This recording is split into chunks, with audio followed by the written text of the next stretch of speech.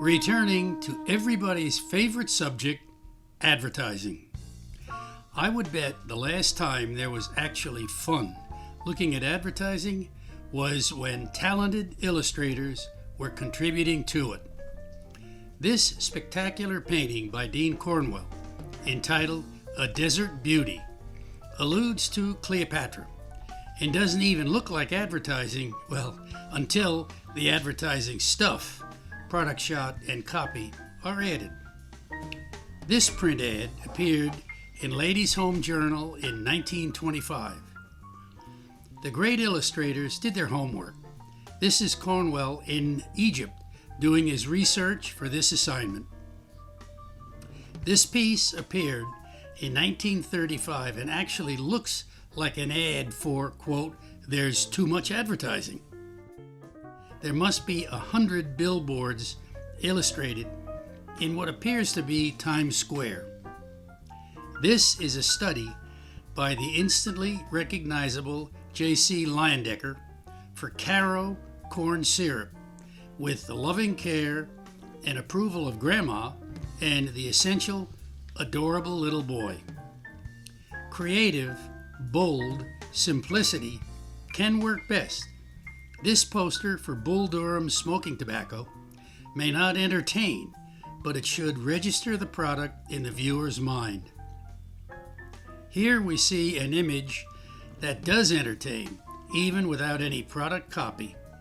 It is a 1930 print ad for a brand of toothbrush.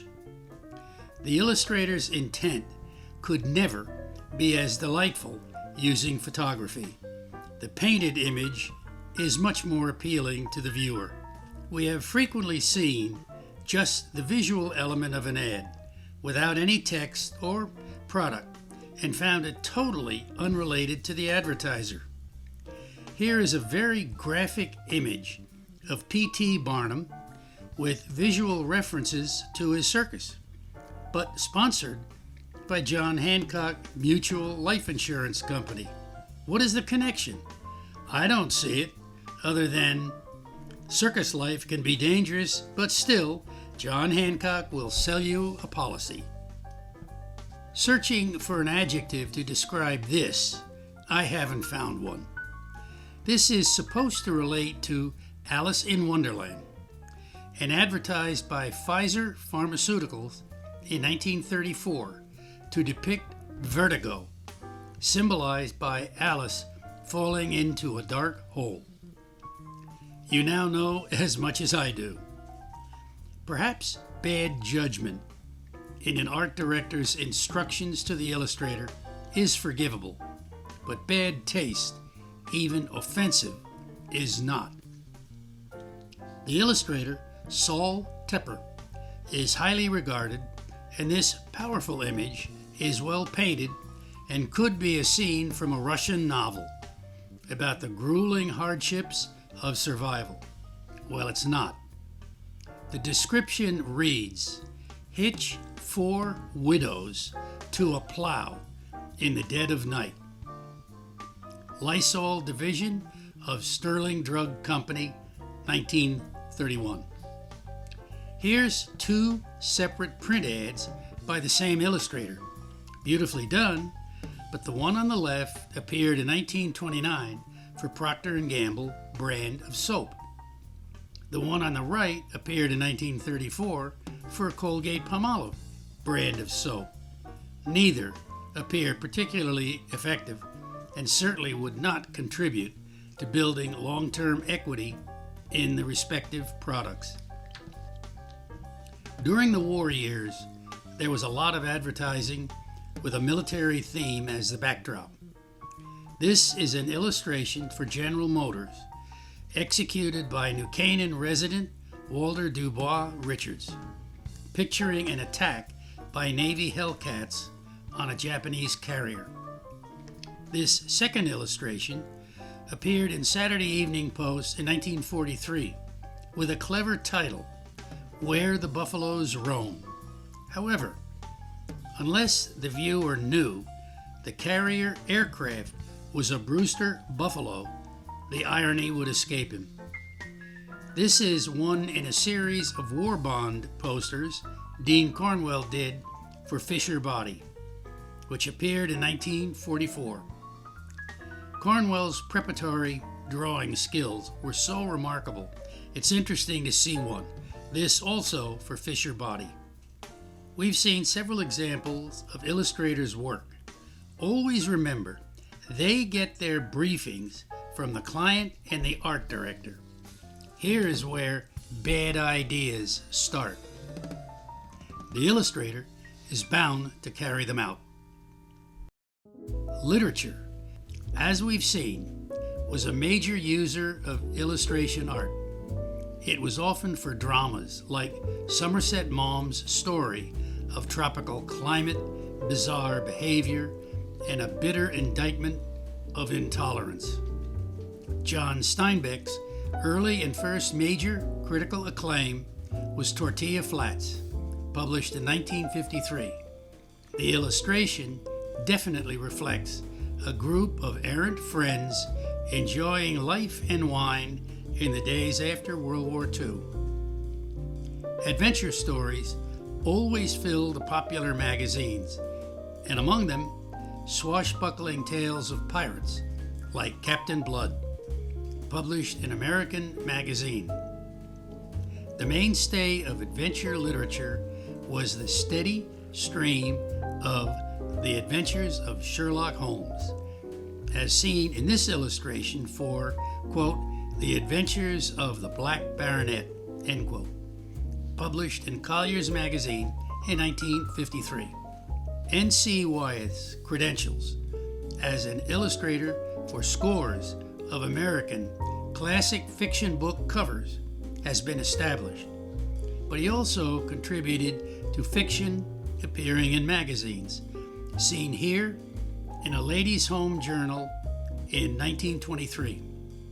The story is entitled The Collier and the King by Edwin Markham. We've said, quote, illustrators have to paint what they can imagine. Well, this story goes back to Christmas, the year 768. That's pretty far back to imagine. It is Charlemagne, first king of the Franks, considered the forerunner of the line of the Holy Roman Emperors, who united most of Western and Central Europe, often called by historians the Father of Europe. The story has Charlemagne alone and lost on a cold, snowy Christmas Eve, knocking on the door of a lowly collier who is a seller of coal, seeking shelter. Wyeth's signature ability to create great drama, even in the simplest of circumstances, is clearly displayed here. The king of magical fantasy and fun-loving little characters was Maxfield Parrish, and considered the third most highly recognized artist in the world during the late 20s to the 40s, behind Cezanne and Van Gogh.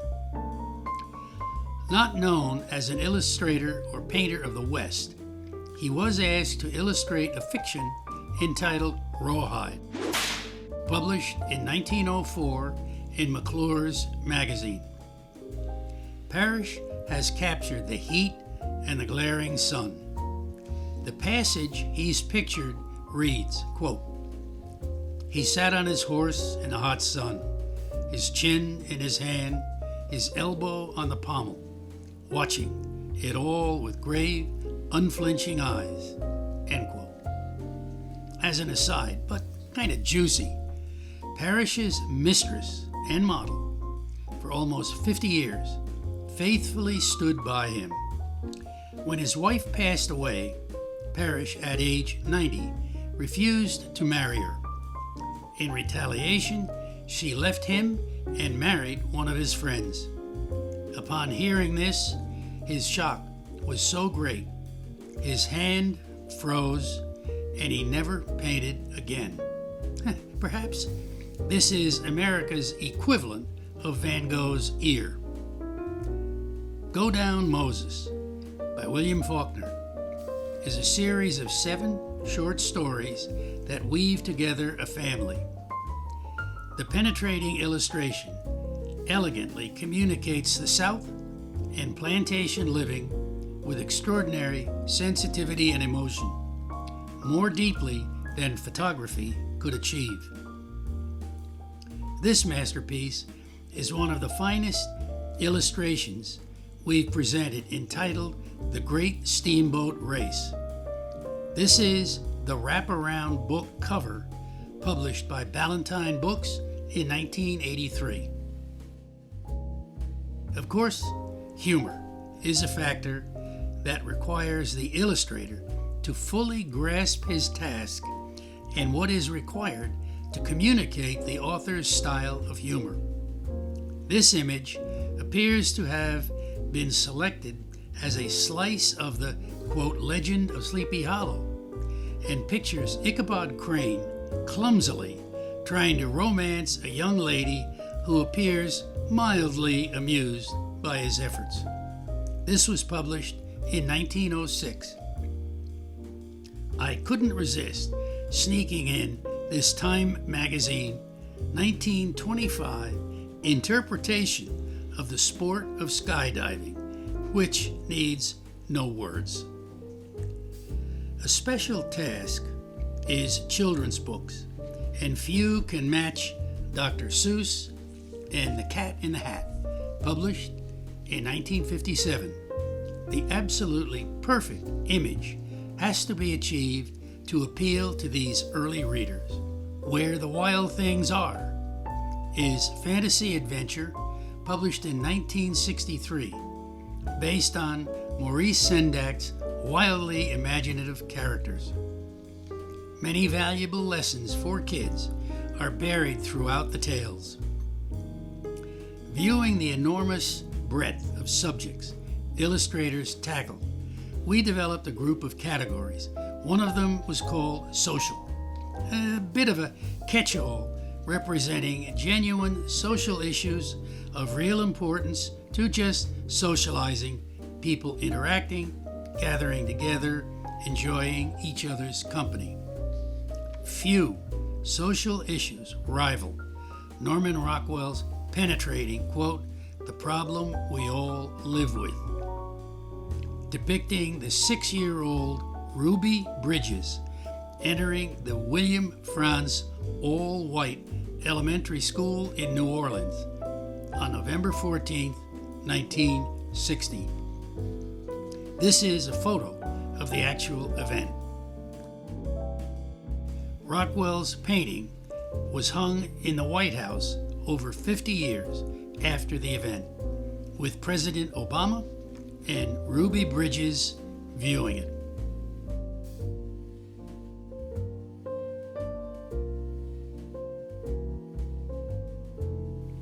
Representing the socializing portion is this expansive scene by the incomparable Dean Cornwell of a picnic gathering appearing in Red Book in 1917.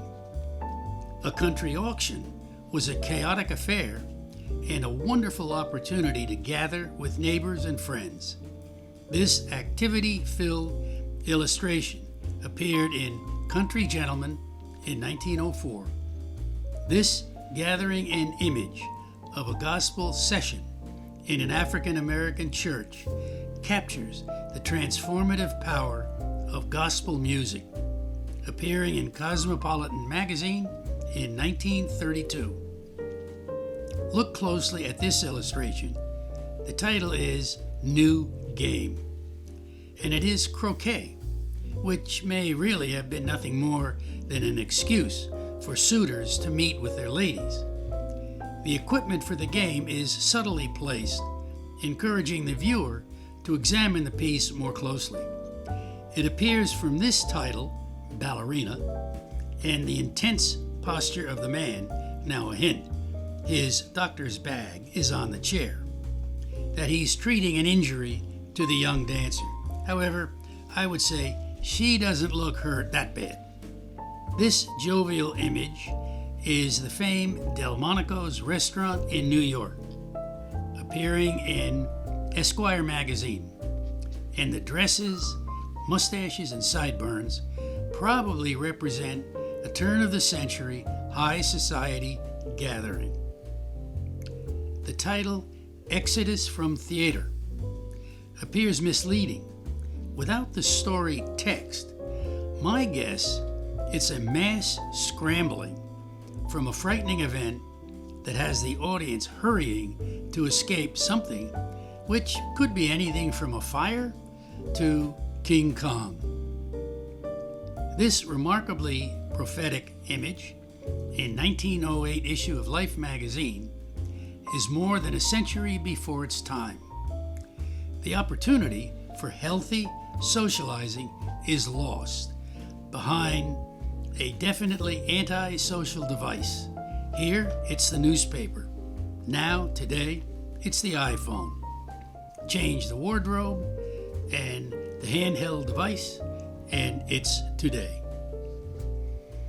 The next image has both historical and political importance, but also a social gathering of very determined women, entitled When Suffragists Picketed the White House, which occurred in 1917 in exceptionally cold weather. President Wilson invited them into the White House to get out of the cold.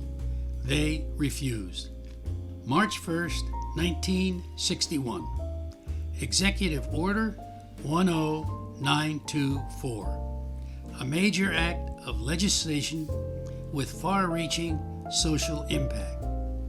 In the past 63 years, it has functioned in 142 countries with 235,000 Americans and countless more citizens of these countries.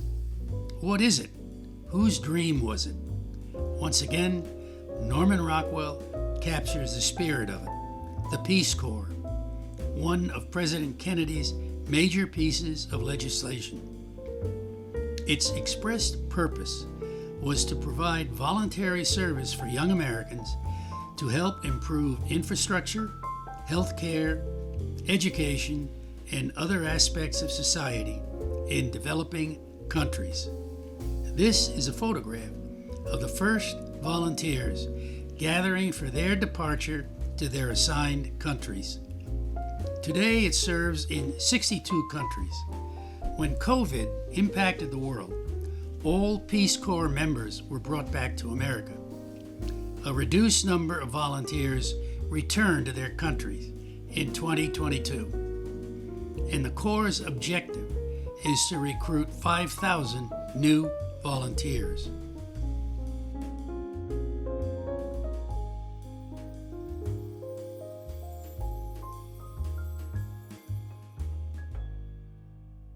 The world of entertainment thrives on promotion, but creative promotion images which speak to the need for illustrators. Among the best examples is in this, the music world, symbolizing the entire jazz age, is the cover of McClure's magazine in 1927. So popular, it became a 32-cent stamp. Ma Rainey, born in 1886, one of the most influential blues singers, dubbed Mother of the Blues. Among the earliest open LGBT performers, she even sang about it on stage. Muddy Waters was an important blues singer and musician in the post-World War II era, often cited as the father of Chicago blues. His style of playing has been described as, quote, raining down Delta beatitude, end quote. This image appeared in Rolling Stone magazine in 1989. Quote, Empress of the Blues, Bessie Smith, the most popular female blues singers of the 1930s. At one point, she performed with Ma Rainey. She was tragically killed in a car accident at age 43. She was elected into the Rock and Roll Hall of Fame in 1989. Pure imagery.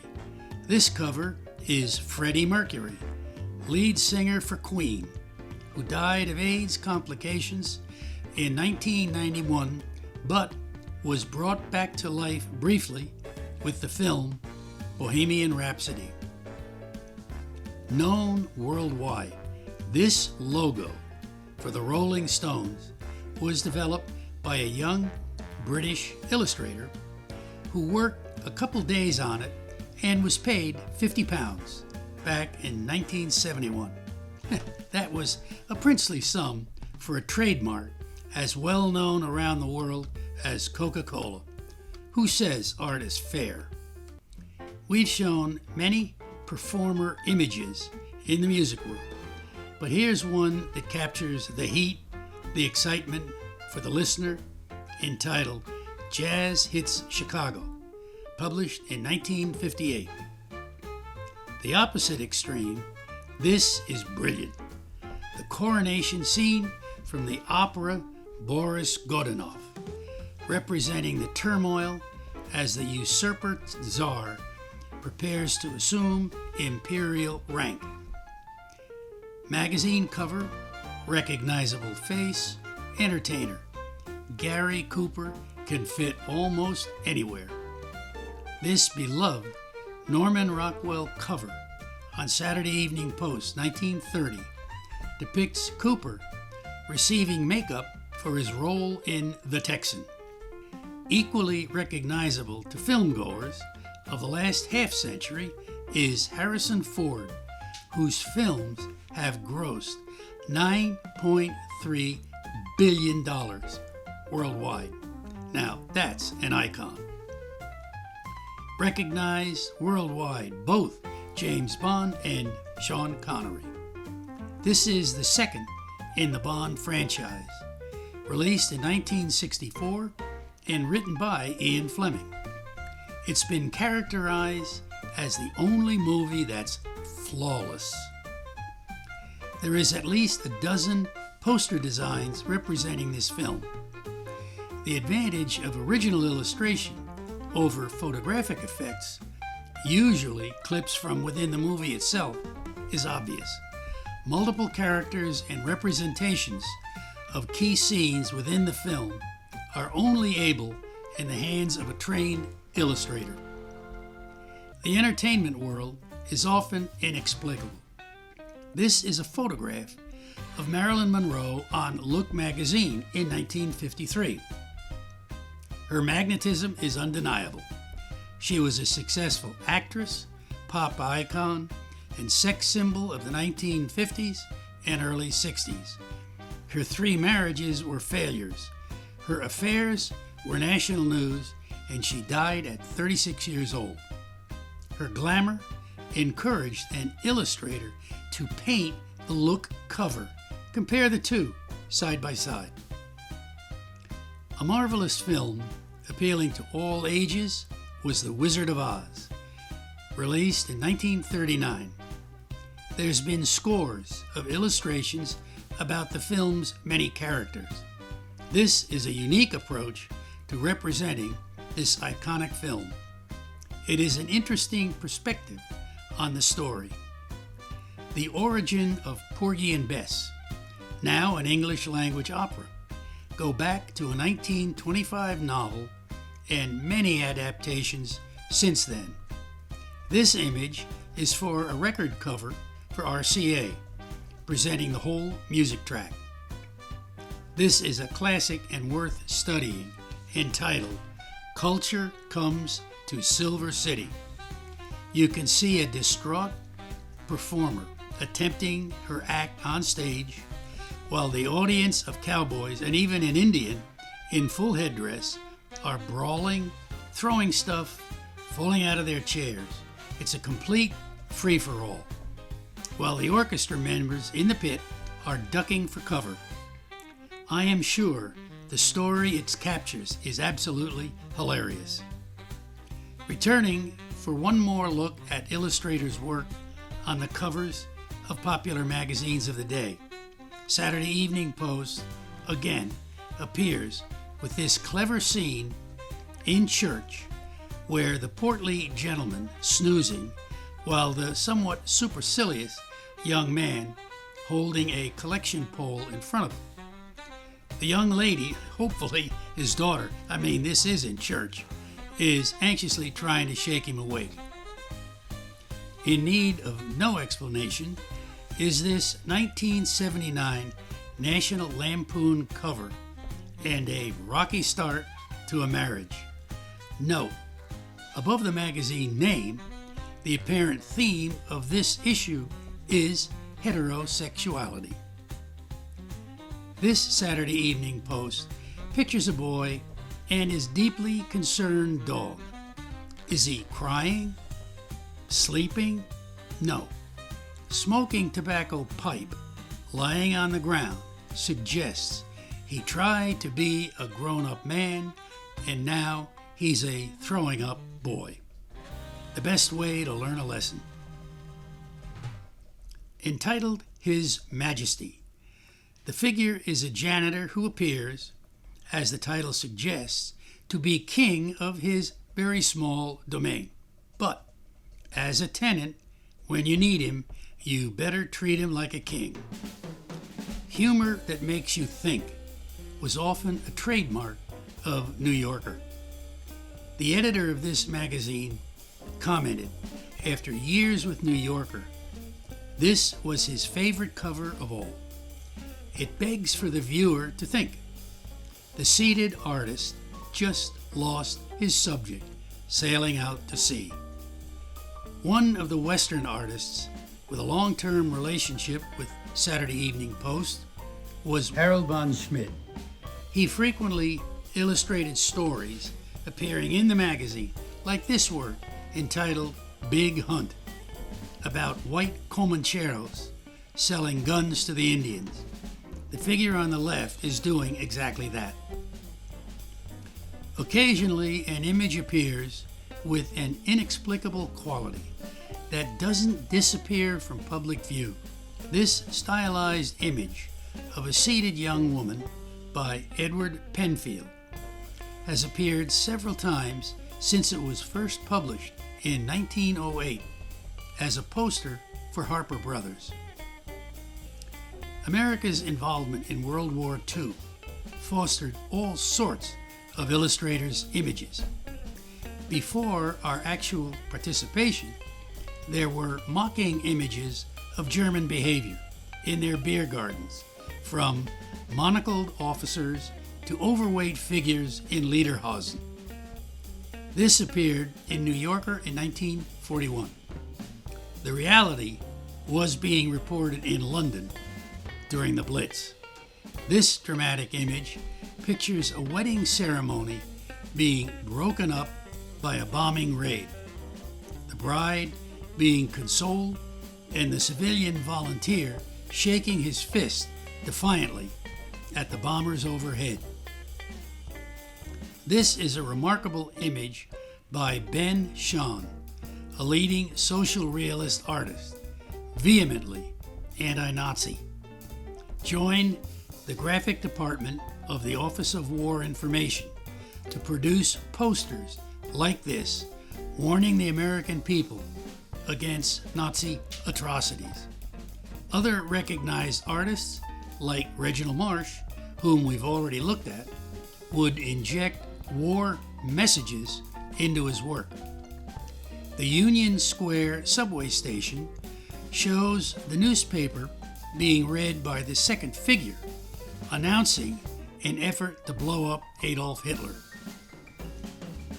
Even the most bucolic setting partially conceals wartime references. Boys flying kites of various types was popular during the war years. Look closely. The figure in shadow is preparing to launch his kite. What's painted on it? A Japanese Zero fighter aircraft. Efforts to support and maybe lift the spirits of loved ones behind in America are seen in the symbol of the blue star, signifying a loved one, husband or son, was fighting overseas. This simple image of the side of a house with Christmas tree balls displaying the flag every family knows only too well. This young lady appears to be singing psalms in church. She has a small pin on her lapel with the red surround, white background, and blue star. The symbolism is unmistakable. Ultimately, images related to combat are what the public wanted to see. Tom Lay was a Texas artist, illustrator, muralist, writer, and war correspondent. This is a massive mural in the courthouse in El Paso, Texas. But these next two images, I have never forgotten having seen them when I was probably 6 or 7 years old. This is entitled Going In, which is the first wave of Marines approaching Peleliu Island in 1944. And this frightening look, entitled 2,000 Yard Stare, is also on Peleliu Island after weeks of ferocious fighting. The paratroopers were basically a new form of warfare, creating curiosity among the civilians, and this image presents an heroic figure jumping out of a C-47, which was a post cover in 1942. McClellan Barclay was a very successful illustrator and a lieutenant in the Naval Reserve. This dramatic image of an artillery unit was one of many of his war posters. He went to sea, and in 1943, his ship was torpedoed. His body was never found. This image was published in 1944 after his passing. America's Navy and Merchant Marines were so invested in both Atlantic and Pacific engagements, images of these conflicts were prevalent, requiring illustrators to go to sea to witness the carnage. Entitled Burning Tanker, this appeared in Life magazine in 1943.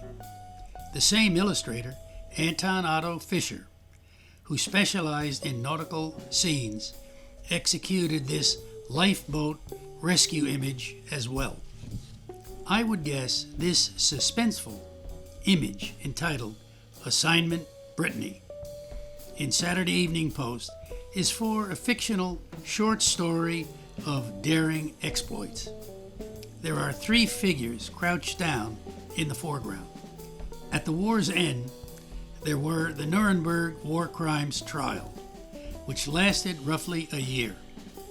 A total of 199 defendants were tried, 161 convicted, and 37 sentenced to death. This is a worn and weakened image of Hermann Göring, head of the Luftwaffe and major defendant. It is a picture of defeat. On a more positive note is this exceptional image of a troop transport ship returning home and the reception awaiting the soldiers. Entitled Returning Home Christmas Time, the many details include the American flag, a band just beneath the tuba is Santa Claus, and at the bottom of the exit ramp is a soldier kneeling down and kissing the ground. a remarkable piece appearing in Esquire magazine. There were many images portraying the aftermath of the Second World War. This is a scathing but not over-dramatized one, simply entitled Child of the Holocaust, Bantam book cover. Descriptive words do not do it justice. America has had several conflicts since World War II requiring illustrator coverage. The next was Korea, from 1950 to 1953. This conflict produced images like this: Marines fighting in winter in the vicinity of the Chosin Reservoir, or this image of a Patton tank close to the infamous Yalu River. In 1961, an American-sanctioned and CIA-trained and funded effort to dislodge Fidel Castro ended with the humiliating failure of the Bay of Pigs, presented on the cover of Life magazine. Although war between the North and South Vietnam began in the mid-1950s, America's involvement with combat soldiers in force commenced with the landing at Da Nang in 1965. This expansive scene captures the use of helicopters in this conflict, especially in transporting wounded to MASH units, which significantly improved survival rates from previous conflicts. We've had a few looks at individual artists and illustrators over this series. Here are a few more interesting ones. First is a group remained in the world of illustration throughout their career. Here is our local resident, Walter Dubois Richards. Fascinating illustration of the famous ornithologist artist John James Audubon, born in 1785, who was a self-taught artist that set out to paint a complete record of the birds of North America. This is an image of one of his drawings. A complete portfolio of Audubon originals has brought $7.9 million at auction. Howard Chandler Christie was another major golden age of illustration figures who executed this brilliant piece. Its title, When Johnny Comes Marching Home, I thought was a World War I song, and wrong for this Civil War period image. I learned it was actually written in 1863 as a tribute to the Northern Armies and Navy.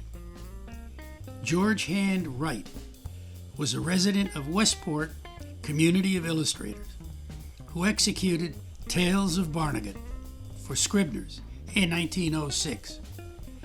Wright was quoted, "I sought out those yet unspoiled places where the old ways of doing things still lingered." Entitled Mandy's House and Visiting Day, they are in Beaufort, South Carolina.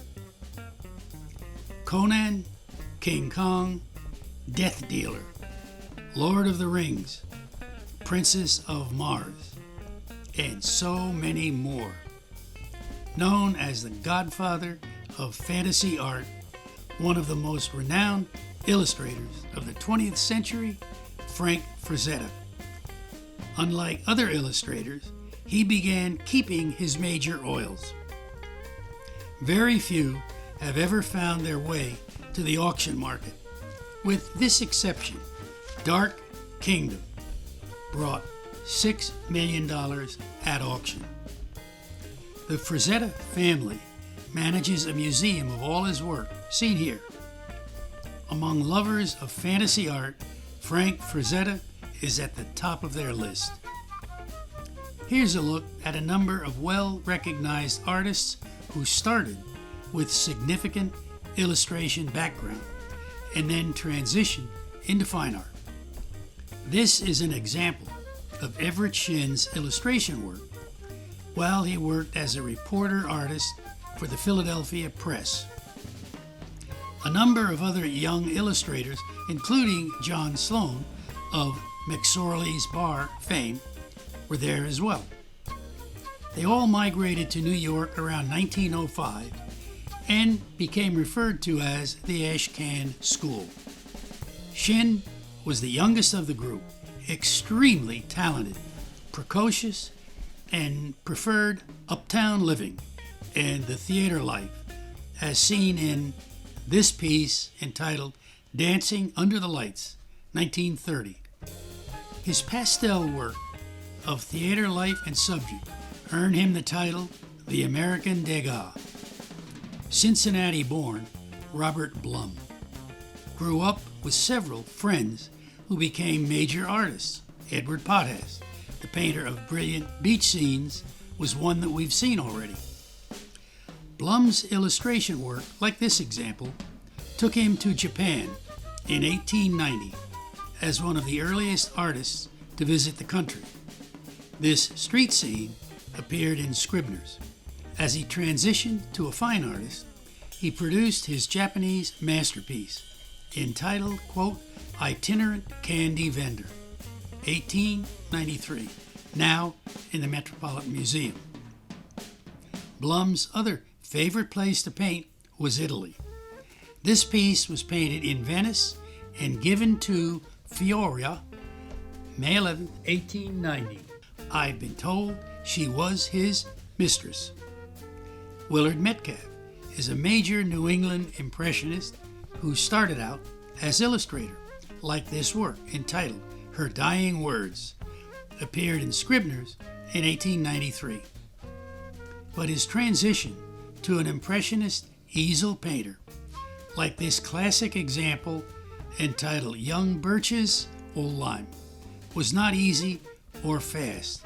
He was close to 50 years old before achieving work like this and the recognition that went with it. Today, all three of these artists, Everett Shin, Robert Blum, Willard Metcalf's works have exceeded $1 million at auction.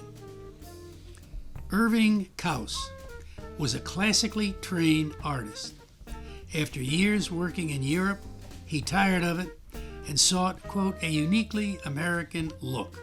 This led him to Taos, New Mexico in 1902, and he became one of the first 6 artists to settle there and start the first artist colony in the Southwest. Kaus's work did more to alter the American public's view of the West and Native Americans with his poetic vision of the Indian at harmony with nature and his surroundings. He also was able to continue commercial relationships and easel painting. That was a daunting task. His Santa Fe Railroad calendar ran from 1922 to 1934, as seen here with the railroad seal in the upper left. Additionally, he worked with the Beacon Blanket Company, manufacturer of authentic Native American blanket designs. This is a pair of proposed print ads that he submitted to Beacon for their consideration. Kaus's work was loved by all who saw it. For artists, the jump from illustration, like this image of a very frustrated and unhappy painter entitled The Tie That Binds, straight into abstraction entitled Sunset, seems far too drastic. But Westport resident Arthur Dove found an audience. This sold for $7.8 million. Perhaps an even bigger leap is Stuart Davis's print ad for Odell in 1925, quote, "It purifies," end of quote, to this work, and I'm really not sure why, entitled Ways and Means, which also found an audience, selling for $6.8 million. To close our series, Illustration Art, it's appropriate to finish with children. And among the best illustrators to focus on children was Jessie Wilcox Smith, entitled Shh, Baby Sleeping, 1932. Her uncanny ability to see children's behavior is evident here. This second piece by her is brilliant, entitled Hot Cross Buns, as we see the oldest of the group behaving in an adult fashion, sharing with the younger ones, appearing in 1916 issue of Good Housekeeping. Again, Jessie Wilcox Smith taps into a children's nursery rhyme with this stunning image entitled Peter, Peter, Pumpkin Eater, published in 1912. The very enterprising Tom Sawyer is represented here, entitled The Circus, which was published in 1911. The world of copying adult behavior, combined with wonderful imagination, is The Tea Party, appearing in Saturday Evening Post, 1953. Entitled Penny Candy, the little boy will take his time to enjoy staring at all the goodies with one single penny in his hand. The storekeeper is patiently bored. He's been through it before. Children can be very good at anticipating a scolding, which is just about ready to happen. The teacher is correcting him with one hand while holding a ruler in the other, preparing for spanking. The little boy is stuffing a magazine down his pants in preparation. Notice the title, Geography. Of course, nothing is better than Christmas and Santa Claus. This illustration is so rich, so painterly. No wonder Joseph Leyendecker was a household name. Well, it can't all be good times. Entitled Heartbreak. Once again, Saturday Evening Post. The story text will surely tell the reader what the boy's disappointment is all about. The next image seems to say some deep thinking is going on here, wrestling with a big problem. Or perhaps maybe he's just bored waiting for his meal. The last piece is a charcoal drawing done for Hearst Publishing by a New York illustrator who often depicts scenes in the Lower East Side. The image captures two powerful emotions: the love of a mother for her child and her defiant willingness to protect her child against danger.